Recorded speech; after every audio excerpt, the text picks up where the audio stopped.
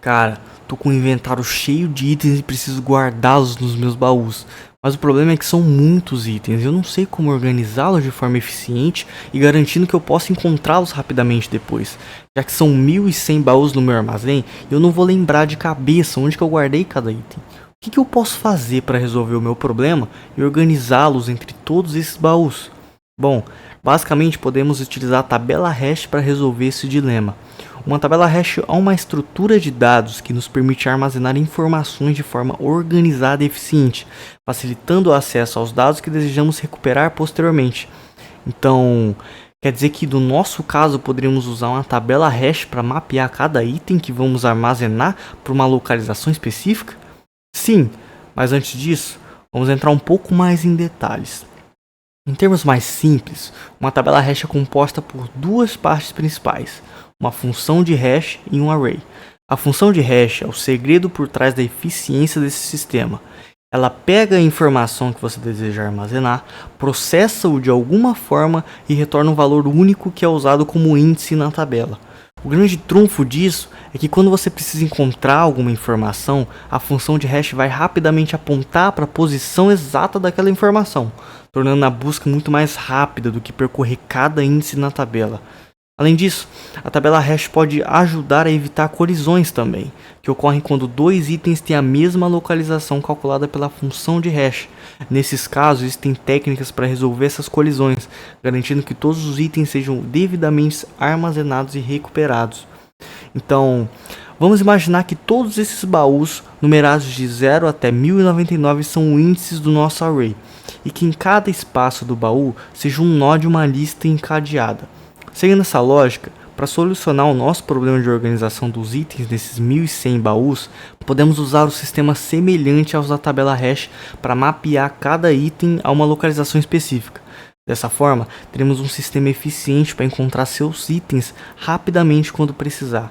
Agora, rodando o código gerador da tabela hash para o minério de ouro, por exemplo, obtemos o código 31. Agora podemos armazenar esse ouro corretamente entre os nossos baús, assim fazendo a mesma coisa com os outros itens que tivermos que guardar.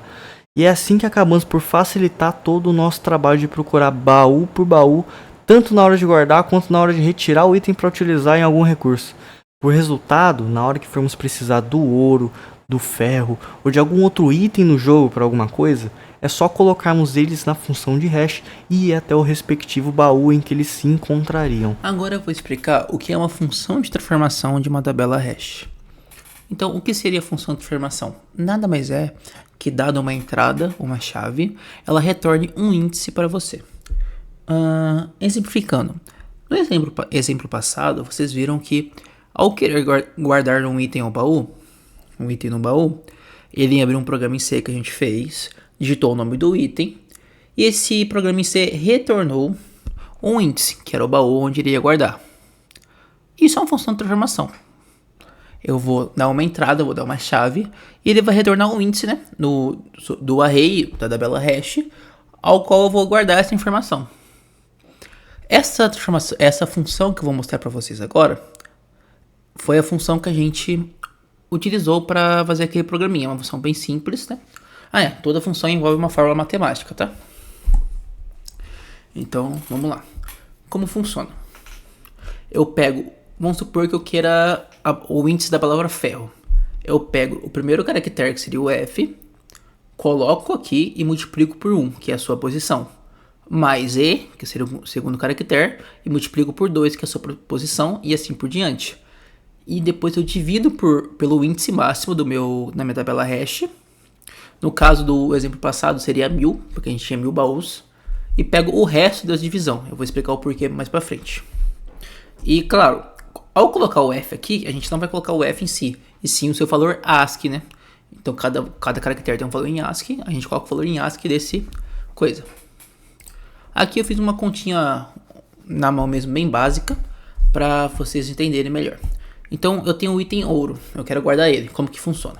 Primeiro, eu substituo cada um pela letra, né? Então O vezes 1, U vezes 2, porque está na segunda posição, e assim por diante. E eu divido e pego o resto de 1000. Por que 1000? Porque eu quis que fosse, minha tabela hash tinha um índice máximo de 1000. Poderia ter 10.000, poderia ter 100, poderia ter 55, poderia ter 1497. O que seu coração mandar. Desde que seja útil, obviamente. Então, beleza. Troco os caracteres pelo seu for em ASCII e faço a conta. Essa conta aqui dá 811. Pegando o resto da divisão por 1000, continua 811. Então o item ouro, vou guardar na posição 811 da minha tabela hash.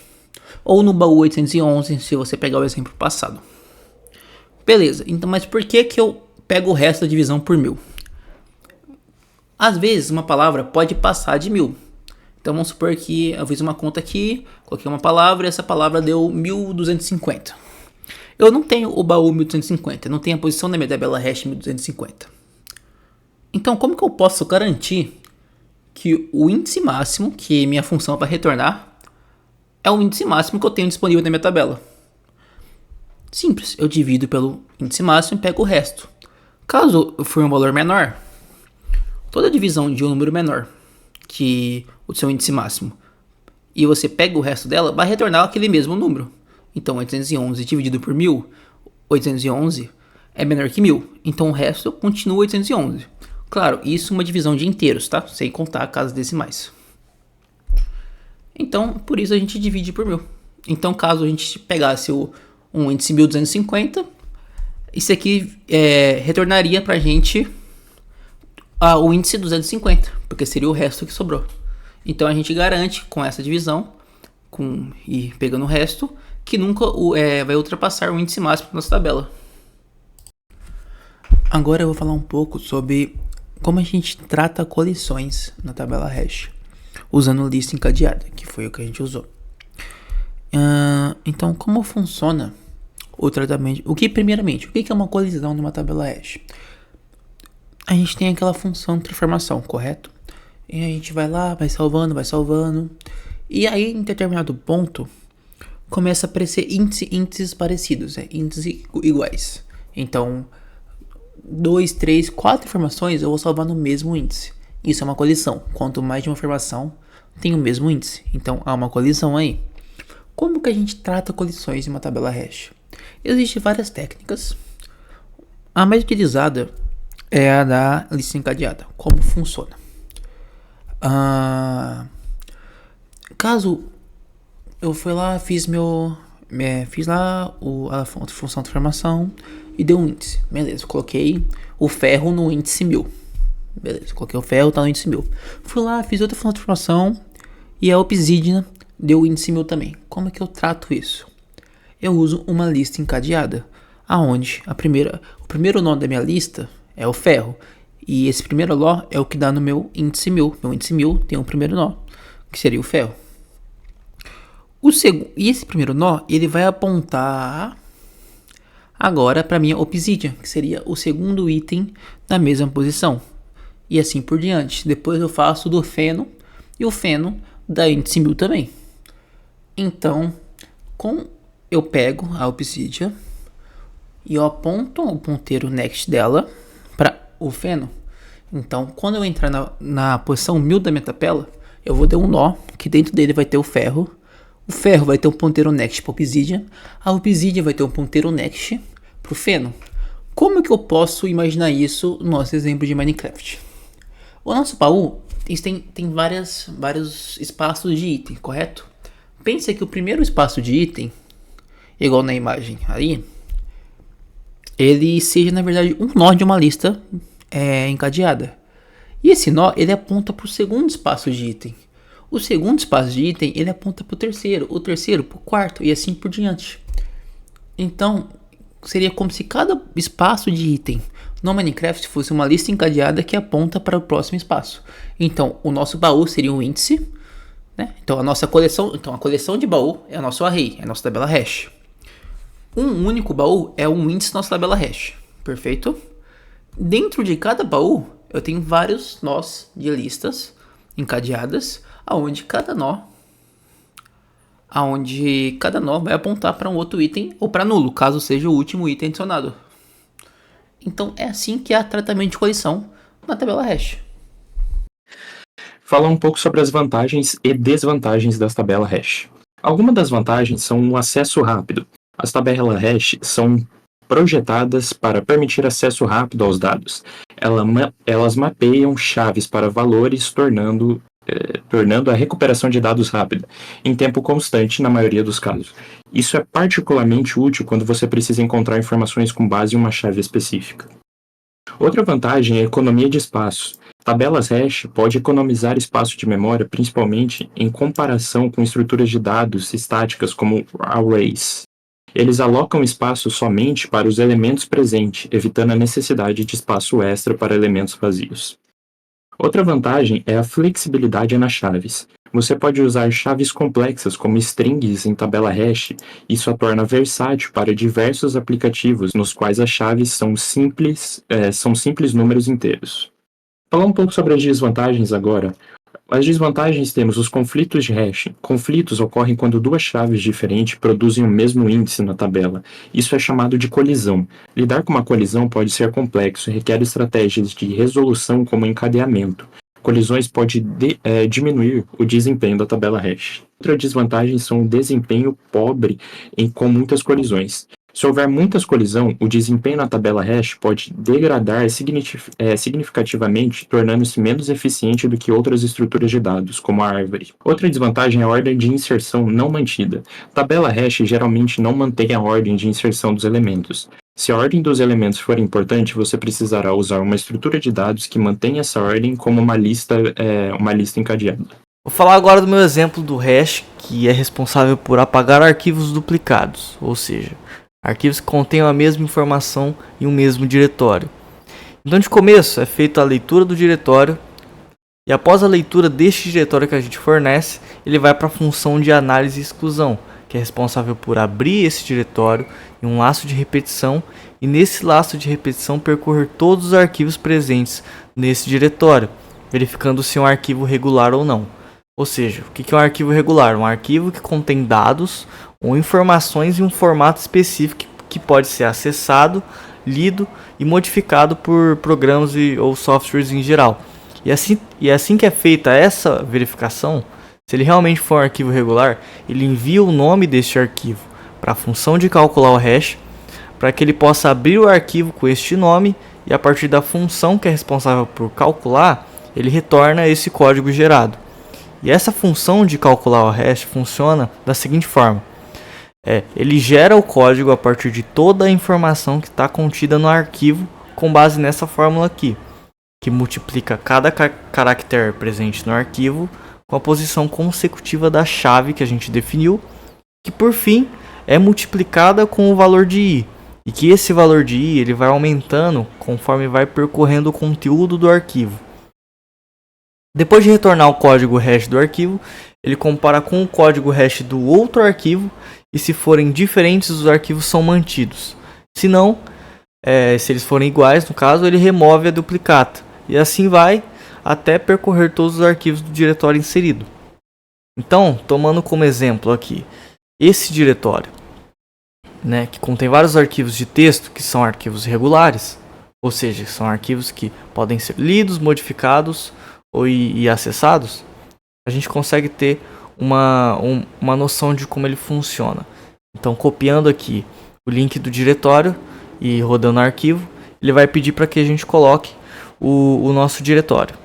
Então, a gente só cola o nosso diretório que a gente quer analisar, e assim que eu apertar Enter, ele vai comparar e já vai começar a percorrer os arquivos e fazer as comparações do hash, e ele vai excluir todas os arquivos que forem duplicados, ou seja, os arquivos que vão conter a mesma informação dentro, né? Lembrando que ele não compara o nome, e sim o conteúdo que o arquivo possui, tá? Então o arquivo ele pode ter nomes diferentes, mas o mesmo conteúdo. Então vai acabar que um desses arquivos vão ser excluídos, no caso. Então, apertando o Enter aqui, a gente pode perceber que foi feita toda uma varredura, e após essa varredura ele vai falar se a gente deseja refazer essa análise ou mudar de diretório, ler outro diretório. E assim sendo, você pode colar outros diretórios aqui para ele fazer essa análise para você. Certo? Basicamente isso. Beleza. Vou explicar agora um pouquinho do meu código, como que ele funciona, né? O meu código é bem simples, ele tem um cadastro e um login de usuário, né? Quando você faz o cadastro, né, da opção 1, ele pede para digitar o nome. E a senha é onde entra a parte do hash, né? Ele coloca um hash na senha para salvar num arquivo .txt e ninguém saber qual que é a senha que o usuário digitou, né? Então eu vou digitar uma senha aqui. Aí informa que o cadastro foi feito com sucesso. E se eu olhar agora lá no arquivo, tem um arquivo aqui. Aí no arquivo eu coloco o nome do usuário e o hash, né? A senha 1235 virou esse hash. Aí se eu vier aqui colocar a opção para fazer um cadastro de novo de outro usuário e colocar outra senha, ele dá que foi cadastrado com sucesso. Aí quando eu coloco aqui, né, a gente vê a senha, 123, essa senha aqui para o outro usuário, ele gerou esse outro hash. Então, ou seja, ele está gerando hashes diferentes. E quando eu clico para fazer o login, eu digito o nome do usuário e a senha. Aí o que acontece? Ele transforma essa senha em um hash e busca lá no arquivo de texto, né? Se os hashes estiver batendo. Se o hash bater, ele dá ao usuário login bem sucedido. Caso coloque outra senha que não seja a que foi informada no hash, ele dá ao usuário senha incorretas. E é isso aí. Irei falar um pouco da minha aplicação agora, meio rápido, porque não temos muito tempo. Minha aplicação é sobre hash, não código hash, tem uma diferença, vou explicar para vocês. Mas o que eu faço com o código hash gerado? Basicamente, eu pego esse código hash para garantir a integridade de arquivos. O que seria isso? Todo arquivo que tem algo escrito, .c, .html, .txt, eu vou gerar um código hash a partir do que está escrito lá dentro. Esse código hash é único, certo? Então, o único que gerar ele é dando tudo exatamente igual ao que está lá. Perfeito. Então, se alguém colocar um ponto a mais, um espaço a mais, apagar um espaço, tirar um i, colocar um a, o código hash vai ser diferente e eu vou saber que a integridade foi corrompida. Perfeito. E como que eu faço isso? Aqui eu leio o nome do arquivo e eu passo para esse renomear arquivo. É para mim criar depois um arquivo com o nome que tinha. Ponto hash, que vai ser o meu arquivo onde eu vou guardar o código hash, certo? Eu tenho esse criar arquivo aqui. Esse criar hash, praticamente, eu vou ler o arquivo em si, né? Passando o nome do arquivo que eu li lá na função main.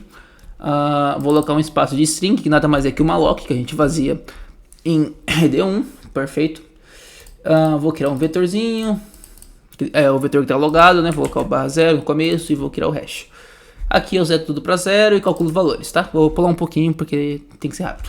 E aqui eu tenho uma forma matemática para preencher os valores. Uma coisa que eu te falar, tem uma chave, tá? Então, além do texto do arquivo tá igual, o único que gera esse código hash é tendo a mesma chave, que no meu caso eu chamei de chave, tá ligado? Perfeito? E tá, aqui eu calculo os valores. Se o valor for insuficiente ainda, eu faço aqui mais uma função, preencher o que tá faltando, perfeito. E depois de calcular todos os valores, eu vou transformar esses valores em binários. Por que eu vou transformar em binários?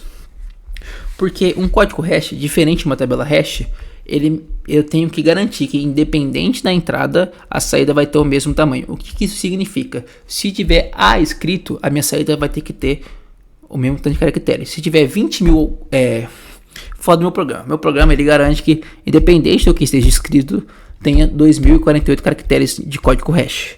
Então, se tiver A escrito, vai ter 2048 caracteres de código hash. Se tiver 20 mil linhas escritas, vai ter 2048 caracteres de código hash. Perfeito? Então, vou rodar o programa aqui para mostrar para vocês como funciona. Eu tenho também essa pastinha aqui, certo? Eu tenho esse reprovado, um arquivo txt. Tá? Eu irei reprovar ED1 e irei reprovar ED2, perfeito? Eu vou criar aqui o código hash desse arquivo, reprovado.txt. Criei o código hash. Se eu voltar aqui, tem aqui o reprovado hash, que é esse código aqui. Em binário, meu código hash é binário, né? Como eu falei, são 2048 caracteres, perfeito? Se eu vir aqui agora e mudar para, deixa eu mostrar primeiro sem mudar nada e comparar. Reprovado.txt. O arquivo não foi alterado. Se eu vir aqui e colocar aprovado, irei ser aprovado em ED2 e pedir para comparar agora, aqui fala que o arquivo foi alterado. Se eu voltar para anterior e pedir para comparar, o arquivo não foi alterado. Mas eu quero alterar o arquivo, tá? Então eu irei ser Aprovado. Perfeito. Agora, eu alterei o arquivo, eu tenho que criar outro código correto dele. Então, reprovado.txt. Agora, se eu comparar, o arquivo não foi alterado. E se eu voltar para o anterior, né? Voltei para o anterior aqui. Irei reprovar. Como eu alterei o código hash, agora vai falar que o arquivo foi alterado. E é isso que a implicação faz.